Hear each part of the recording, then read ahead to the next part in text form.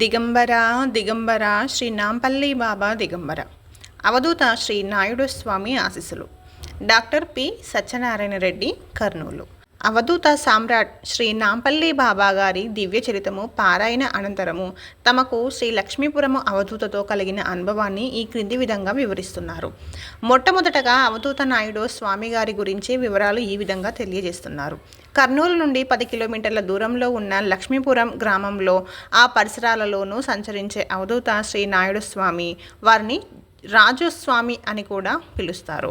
వీరు ఎప్పుడూ ఒక చోట ఉండరు. పరిసరాలలోని పొలాలలో, హంద్రీ నదిలో, ముళ్ళ పొదలలో, మఠములో, స్కూలు వెనుక చెట్ల క్రింద, కళ్ళు అంగడి దగ్గర లేదా ఊరికి 4 కిలోమీటర్ల దూరంలో ఉన్న ఒక రావి చెట్టు, వేప చెట్టు కింద లేదా హైవే పైనున్న ఒక హోటల్లో ఉంటారు. ఊరిలో ఉంటే శివాలయంలో లేదా తాళాలు వేసిన ఇంటి వరండాలలో ఉంటారు. అప్పుడప్పుడు భక్తుల ఇళ్లకు కూడా వెళ్తూ ఉంటారు. స్వామివారి దర్శనానికి భక్తులు వచ్చినప్పుడు దర్శనం ఇవ్వాలంటే వారే ఎదురుగా వస్తారు. ఇష్టం లేకపోతే ప్రక్కనే ఉన్న దర్శనం లభించదు. 8/5/2011 ఆదివారం నాడు ఉదయం 6 గంటలకు కారులో డాక్టర్ వారి కుటుంబ సమేతముగా కర్నూలు నుండి లక్ష్మీపురం బయలుదేరి అవధూత నాయుడు స్వామి దర్శనార్థమై ఉదయం 6:30 గ్రామానికి చేరుకున్నారు. రాజస్వామి గారి కోసం వారు తరచూ సంచరించే ప్రదేశాలు కొంతసేపు వెతుకగా వారి దర్శనం హైవేలో ఉన్న హోటల్లో లభించింది. ఆ రోజు లక్ష్మీపురం అవధూత సన్నిధిలో పారాయణ చేసుకునే నిమిత్తం నాంపల్లి బాబా దివ్య చరితము గ్రంథం వెంట తీసుకువెళ్లారు. స్వామివారి దర్శనం లభించగానే వెళ్ళి నమస్కరించుకోగానే వారు come we will sit here అని ప్రక్కకు తీసుకుని వెళ్ళి కూర్చుని డాక్టర్ చేతిలో ఉన్న నాంపల్లి బాబా గారి చరిత్ర గ్రంథం తీసుకుని బాబా గారిని పరికించి చూసి ఆ పుస్తకాన్ని తమ గుండెలకు హత్తుకొని తర్వాత డాక్టర్ గుండెలకు కూడా తాకించారు. ఆ పుస్తకాన్ని అటు ఇటు తిప్పి ఆడుకొని పుస్తకాన్ని చేతిలోనే ఉంచుకొని పల్టీలు కొట్టారు. అన్ని వైపులకు రాళ్ళు విసిరి మళ్ళీ పల్టీలు కొట్టి పైకి చూస్తూ చేతులతో సైగలు చేస్తూ తనలో తాను మాట్లాడుకున్నారు.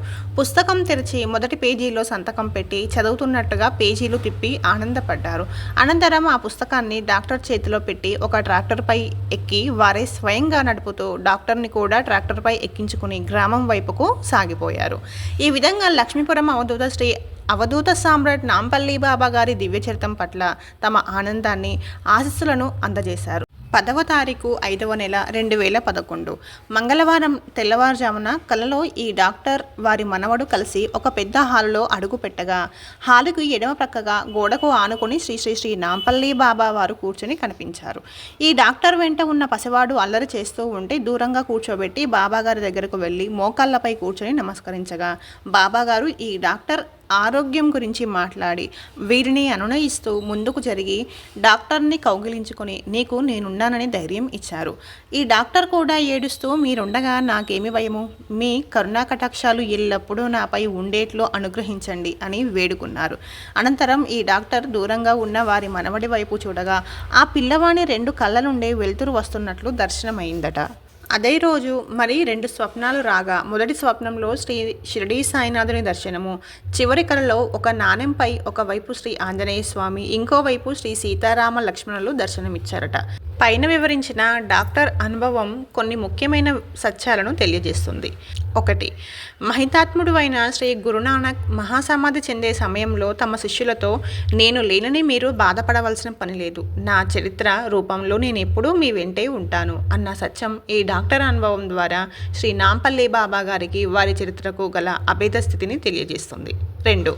ఆధ్యాత్మికతలో మహాత్ముల చరిత్ర పారాయణ యొక్క ప్రాముఖ్యత మహనీయులందరూ అనగా శ్రీ లక్ష్మీపురం అవధూత, శ్రీ నాంపల్లి బాబా, శ్రీ షిరిడీ సాయినాథుడు పై అనుభవంలో ఏకభావంతో అంగీకరించడం ఇక్కడ సుస్పష్టం.